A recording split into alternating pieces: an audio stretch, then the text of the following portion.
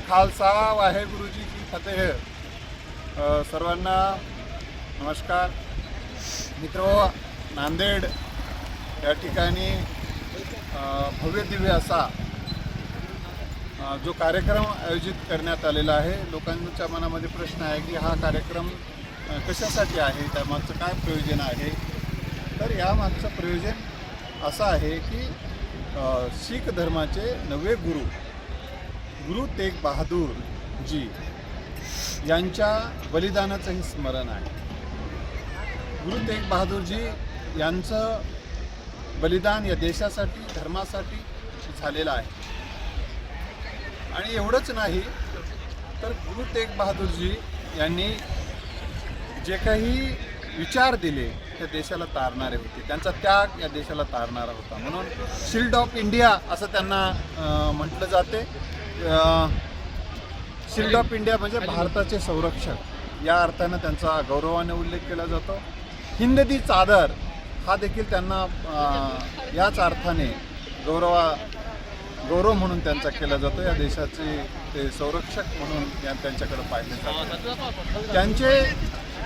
ते जसे शूरवीर होते तसेच ते तत्वज्ञानी होते।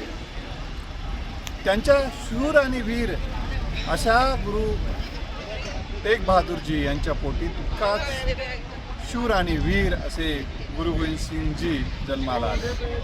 त्यांनी जसं या देशाला मोठे विचार दिले तसेच त्यांनी त्यागही त्यांचा महत्त्वाचा आहे।